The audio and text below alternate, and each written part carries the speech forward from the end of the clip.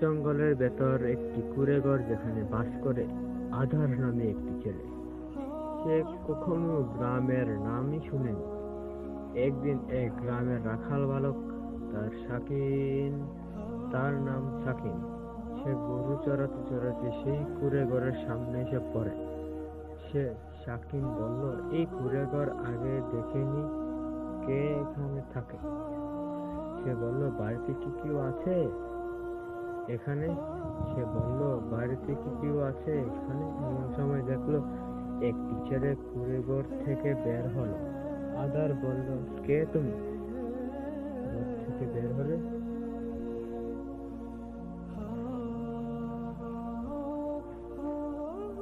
শাকিন বলল, আমি রাখাল ছেলে, গরু চড়াতে এসেছি। দেখি এখানে একটি বাড়ি, এসে একটি কুঁড়েঘর।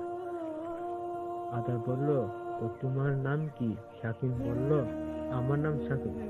আদার বলল, ও আচ্ছা, আমার নাম আদার। শাকিন বলল, কি আদার? হ্যাঁ, আদার নাম। আদার বলল, এটাই আমার নাম। শাকিন বলল, তুমি এখানে একলা থাকো তো তোমার ভয় করে না? আদার বলল, ভয় হই না, এ আর কি আছে, বইয়ের কি আছে?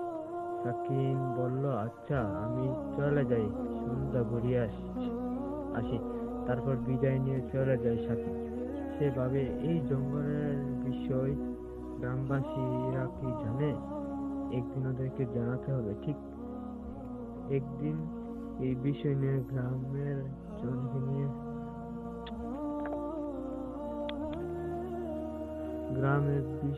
গ্রামবাসীকে জানাই। গ্রামবাসীর সাথে এসব শুনে তারা হতবাক হয়ে বলল, কি বলছো? না, আমরা কেউ সেখানে এমন কিছু দেখিনি। একজন ব্যক্তি শাকিনকে বলল, তোমার কথা বুঝতে পারছি, তুমি যাকে দেখেছ এর কথা ভুলে যাও, সে